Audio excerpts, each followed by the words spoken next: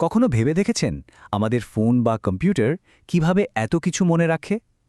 এই সব কিছুর মূলে কিন্তু রয়েছে ছোট্ট কিন্তু অসাধারণ এক ধরনের সুইচ। আজকে আমরা সেই সব সুইচের সবচেয়ে সরল রূপটা নিয়ে কথা বলবো, মানে এসআর ফ্লিপফ্লপের একদম গোড়ার কথা জানব। তাহলে চলুন একদম শুরু থেকে শুরু করি। একটা মেশিন, একটা কম্পিউটার কিভাবে শুধু একটা শূন্য অথবা এক মনে রাখতে পারে? ভাবতে গেলে খুবই সাধারণ একটা প্রশ্ন, তাই না? আর এই সাধারণ প্রশ্নের উত্তরটাই কিন্তু আমাদের আজকের ডিজিটাল দুনিয়ার ভিত। তো এই প্রশ্নের উত্তরটা লুকিয়ে আছে এক বিশেষ ধরনের সার্কিটের মধ্যে, যাকে বলে সিকোয়েন্সিয়াল সার্কিট। সাধারণ সার্কিটের সাথে তফাৎটা কোথায়?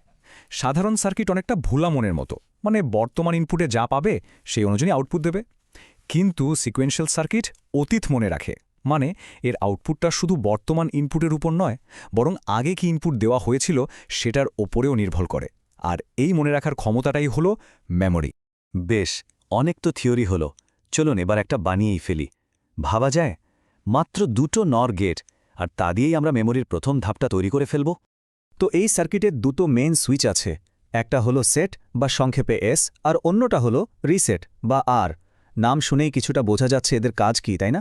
চলুন দেখি কি হয় এদেরকে ব্যবহার করলে। প্রথমে আমরা একটা ওয়ান স্টোর করব, মানে সার্কিটটাকে সেট করব। এর জন্য কি করতে হবে?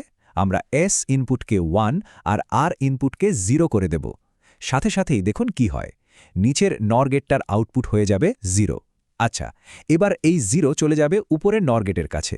এখন উপরের গেটের দুটো ইনপুটই 0, আর নর গেটের নিয়ম অনুযায়ী দুটো ইনপুট 0 হলে আউটপুট y কি হবে? ঠিক ধরেছেন, 1। ব্যাস, আমাদের ফ্লিপ-ফ্লপ এখন সেট হয়ে গেল, মানে একটা 1 মনে রেখে দিল। আসল মজাটা কিন্তু এখন, যদি আমরা এস ইনপুটটা সরিয়ে নিই, মানে ওটাকে আবার 0 করে দিই, তাহলেও দেখুন আউটপুট কিন্তু 1ই থাকছে, পাল্টায়নি। সার্কিটটা তার আগের অবস্থাটা মনে রেখেছে, এটাই তো মেমোরি। তাহলে রিসেট করাটা কেমন হবে? ঠিক উল্টো। এবার আর কে 1 আর এস কে 0 করুন। ব্যাস, আউটপুট y আবার 0 হয়ে যাবে, মানে সার্কিটের মেমোরি থেকে 1টা মুছে গেল। এই টেবিলটা দেখুন, পুরো ব্যাপারটা এক নজরে বোঝা যায়। এস আর আর দুটোই যখন 0, তখন যা ছিল তাই থাকছে, কোনো পরিবর্তন নেই। এটাকে বলে হোল্ড অবস্থা। এস 1 হলে সেট হচ্ছে, আর 1 হলে রিসেট হচ্ছে। কিন্তু একটা সমস্যা আছে, দেখুন তো শেষ সারিটা। যদি এস আর আর দুটোকেই একসাথে 1 করে দেওয়া হয়, তাহলে কি? আর এখানে আমরা একটা বড়সড় সমস্যায় পড়ি। এই অবস্থাকে বলা হয় নিষিদ্ধ অবস্থা বা ফরবিডেন স্টেট।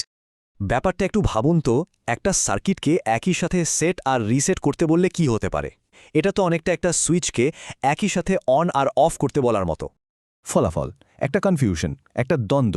যখন এস আর আর দুটোই 1 হয়, তখন সার্কিটের দুটো আউটপুটই, মানে ওয়াই আর ওয়াইয়ের উল্টোটা, দুটোই 0 হয়ে যায়। এটা তো হওয়ার কথা না, এটা লজিকের নিয়ম ভেঙে দিচ্ছে। এই অবস্থাটা একদম আনপ্রেডিক্টেবল, আর এর জন্য পুরো সিস্টেমটাই গণ্ডগোল করে ফেলতে পারে। তাই এই অবস্থাটা যে কোনো মূল্যে এড়িয়ে চলতে হবে। তাহলে এই কনফিউশন দূর করার উপায় কি? উপায় হলো একজন ট্রাফিক পুলিশ বা কন্ডাক্টর নিয়ে আসা, যে ঠিক করে দেবে কখন সেট বা রিসেট কাজ করবে। আর এখান থেকেই জন্ম হয় ক্লকড এসআর ফ্লিপ-ফ্লপের। আগের যে সার্কিটটা আমরা দেখলাম ওটা ছিল অ্যাসিঙ্ক্রোনাস, মানে যখন খুশি সুইচ টেপা যেত আর সাথে সাথে আউটপুট বদলে যেত। কিন্তু সিঙ্ক্রোনাস সার্কিট অনেক বেশি ডিসিপ্লিনড।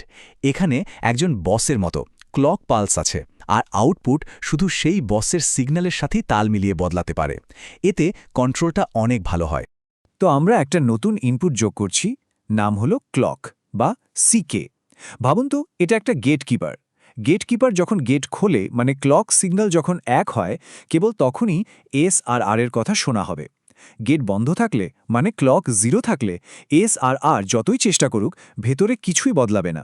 এই নতুন টেবিলটা দেখলেই ব্যাপারটা পরিষ্কার হয়ে যাবে। দেখুন, প্রথম সারিতে ক্লক বা সিকে যখন 0, এস আর আর যাই হোক না কেন আউটপুট যা ছিল তাই আছে, নো চেঞ্জ। কিন্তু ক্লক যেই 1 হয়ে গেল, তখন এস আর আর এর কথা শোনা হচ্ছে, আর সেট বা রিসেট হচ্ছে। তবে হ্যাঁ, সেই নিষিদ্ধ অবস্থাটা, মানে এস আর আর দুটোই 1 হলে এখানেও সেটা অবৈধ। তো এই ক্লকড ফ্লিপ-ফ্লপটা ঠিকঠাকভাবে ব্যবহার করার জন্য কয়েকটা নিয়ম মাথায় রাখতে হবে। 1 নম্বর, এস আর আর ইনপুট বদলাতে হবে যখন ক্লক 0 থাকে, মানে গেট যখন বন্ধ। 2 নম্বর, ক্লক পালসটা যথেষ্ট সময় ধরে 1 থাকতে হবে যাতে সার্কিটটা ঠিকমতো কাজ করার সময় পায়। আর সবথেকে গুরুত্বপূর্ণ নিয়মটা কি? ক্লক যখন 1 তখন ভুলেও এস আর আর দুটোকে একসাথে 1 করা যাবে না। আচ্ছা, আমরা তো একটা নির্ভরযোগ্য 1 বিটের মেমোরি সেল বানিয়ে ফেললাম, কিন্তু এই ছোট্ট একটা সার্কিট নিয়ে এত কথা বলার কারণ কি? কারণ হলো এই সাধারণ দেখতে জিনিসটাই আসলে পুরো ডিজিটাল দুনিয়ার মূল ভিত্তি। যারা গণিত ভালোবাসেন তাদের জন্য একটা মজার জিনিস আছে। এই পুরো ফ্লিপ-ফ্লপের আচরণটাকে একটা ছোট্ট সমীকরণ দিয়েও লেখা যায়। একে বলে ক্যারেক্টারিস্টিক ইকুয়েশন। এই সমীকরণটা আমাদের বলে দেয় যে এখনকার ইনপুট আর আউটপুট জানা থাকলে পরের মুহূর্তে আউটপুট কি হবে। তাহলে আজকের আলোচনা থেকে সবচেয়ে বড় টেক অ্যাওয়ে কি? টেক অ্যাওয়ে হলো এই এসআর ফ্লিপ-ফ্লপ হলো ডিজিটাল দুনিয়ার একটা ইটের মতো।